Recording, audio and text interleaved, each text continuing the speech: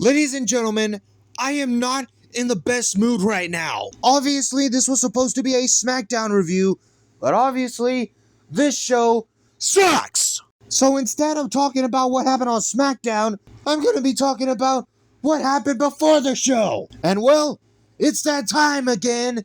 It's time for people to get released. I guess this is a thing now, because now we got WWE wrestlers being released after WrestleMania. So, I'm going to go ahead and tell you every single release from WWE so far. And you know what? I'm going to start with a very shocking one to me. Alistair Black and Zelina Vega. How can you mess this up? The fact that it was already a year ago that Alistair Black made his return to WWE, and now a year later, he's gone again! What the hell went wrong with Alistair Black?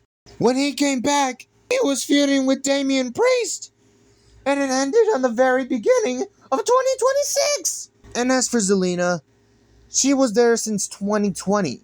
This was her second run in WWE before she got released in the pandemic. Now, when she was away from the LWO, she was the Women's United States Champion, and after losing it, what was she gonna do?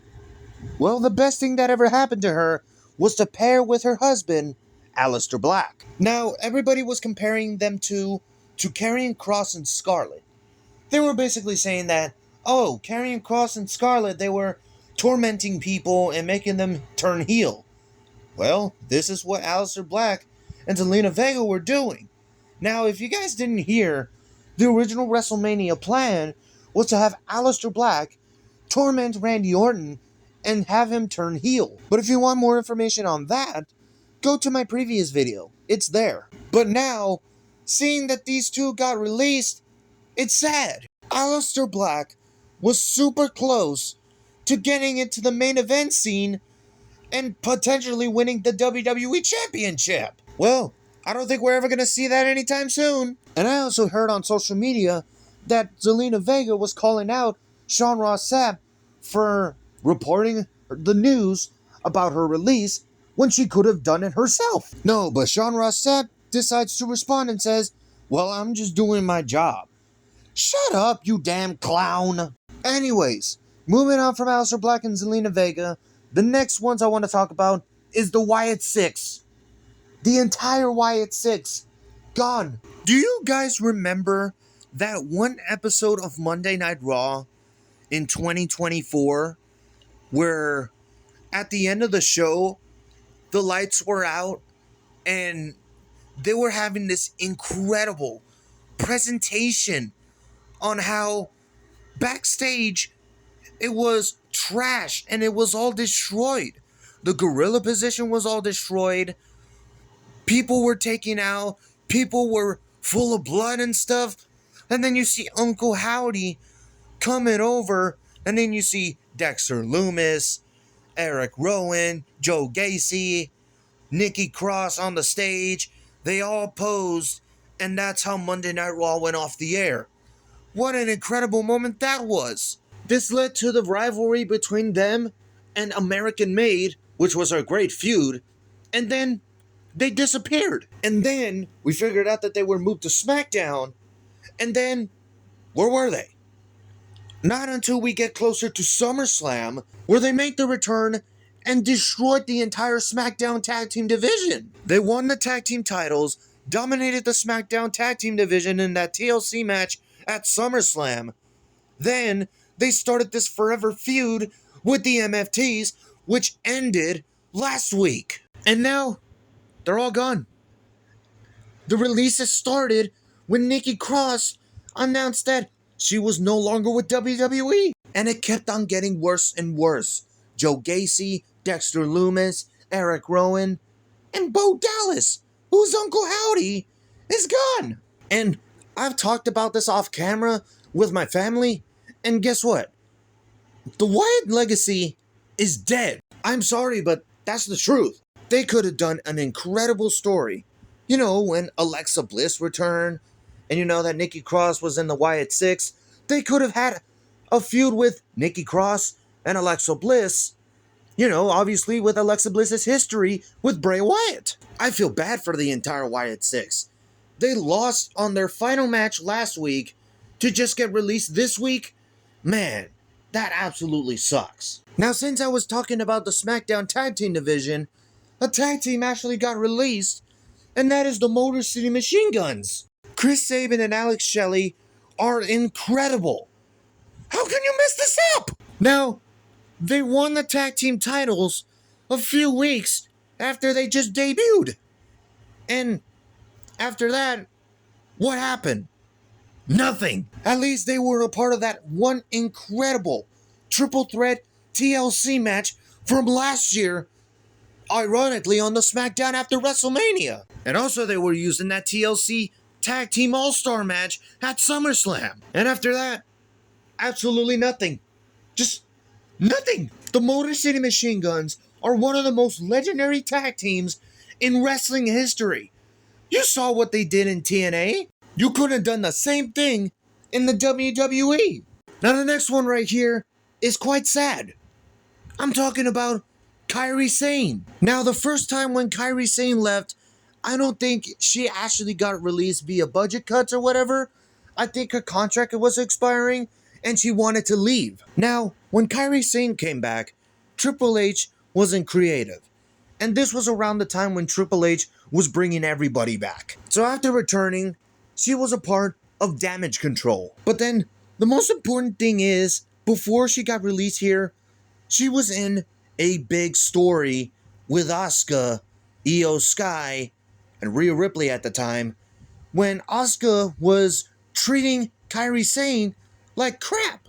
Io Sky was sick and tired of Asuka's BS and left Kairi and Asuka. Kairi was getting humiliated by Asuka, but she couldn't do anything about it. It led to the Kabuki Warriors fighting Io Sky and Rhea Ripley at Crown Jewel, which they ended up losing. They won the tag team champions a few months later. Then they lost the titles to Rio, and this was teased and teased and teased. Like, we just want Kairi to be free from Asuka. Well, this isn't what we expected. I feel so bad for Kairi.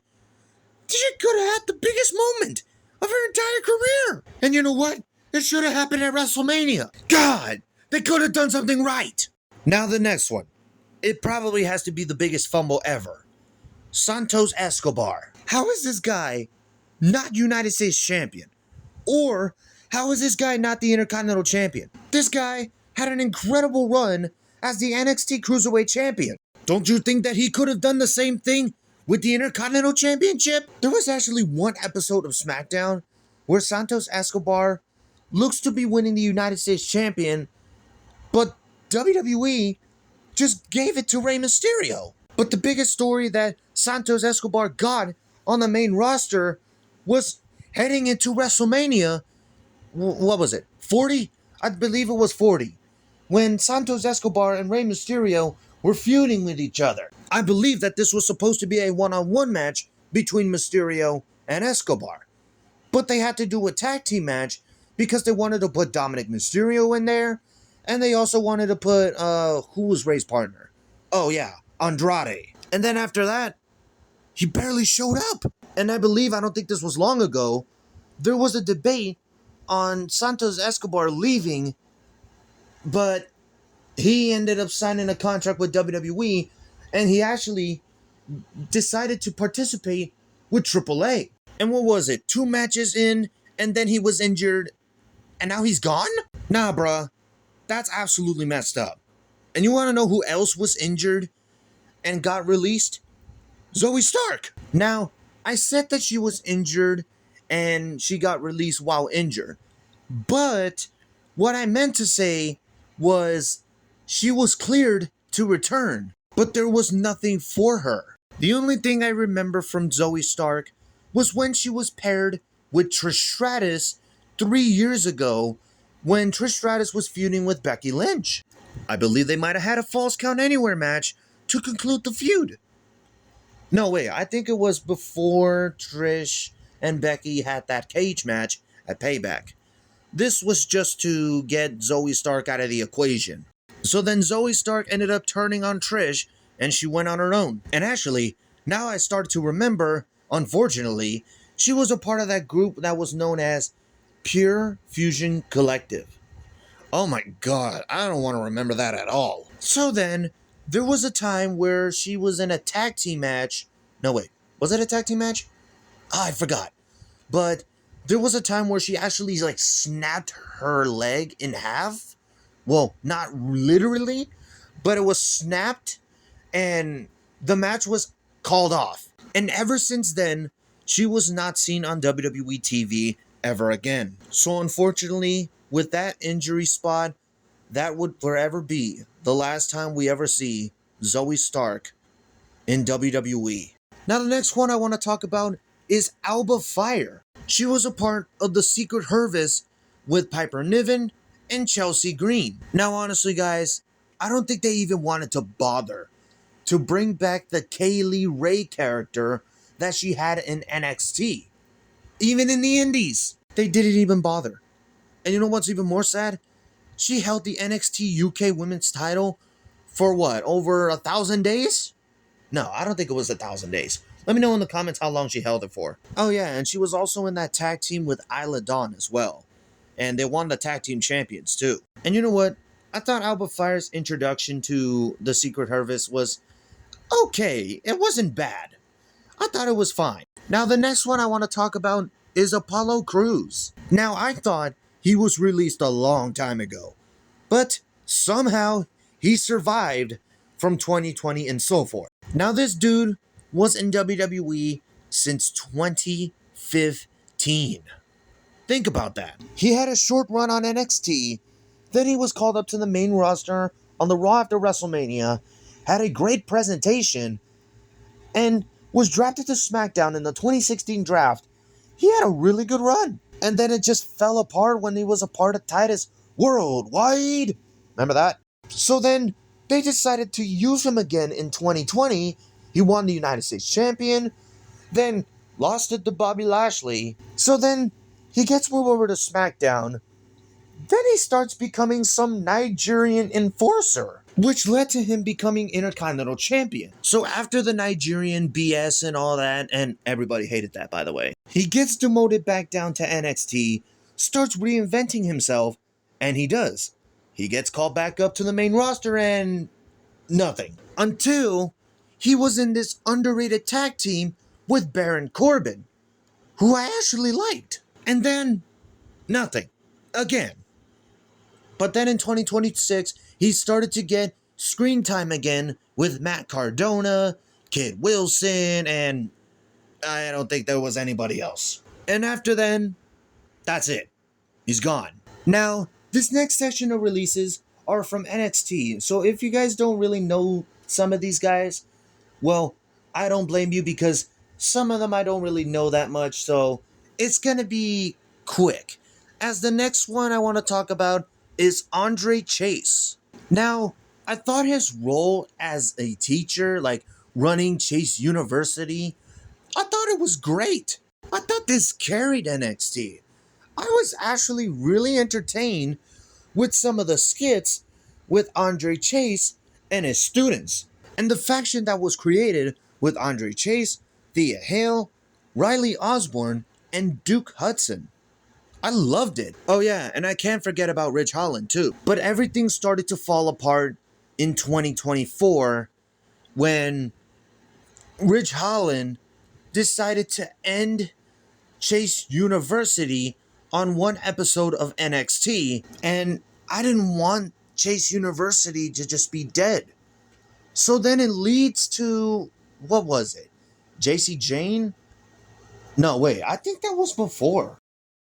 Actually, when I think about it, yeah, it was before Ridge Holland killed Chase University. Andre Chase was depressed, and he decided to open Chase University again after two students who were a part of Chase University decided to motivate him. Now, Chase University was back, but it wasn't the same. It wasn't the same students like Thea Hale and Duke Hudson and Riley Osborne, as Duke Hudson and Riley Osborne were gone. So then, that was it.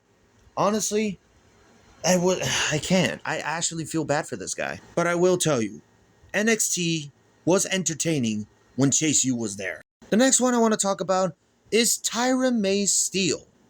Apparently, she is the first women's Olympic gold medalist, and she won LFG Season 1. She gets on NXT, she's in a feud with Chelsea Green, and she had to have backup as she had Tavion Heights team up with her to face Chelsea Green and Ethan Page, which was kind of a weird feud, which I didn't really know how I felt about that. So she gets that PLE spot, and then nothing. After that, nothing. And apparently, she got demoted to Evolve. So, wait a minute. The winner of LFG gets demoted to Evolve? That doesn't make sense. If this is true, let me know in the comments, because apparently that was a story. Now, the next NXT superstar to be released is Dante Chen. Now, he is the first ever WWE superstar to come from Singapore. Now, unfortunately, I don't remember anything about this guy. Unfortunately. So, if I offend anybody who was a fan of Dante Chen, I'm sorry. Now, the next set of releases, this is actually a tag team. It is Tyreek Igwe and Tyson DuPoint. They are known as High Rise. And that's unfortunately the only thing I remember from these guys.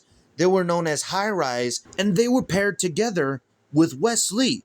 Now, this would have been a great group. Unfortunately, they just didn't do anything with these guys.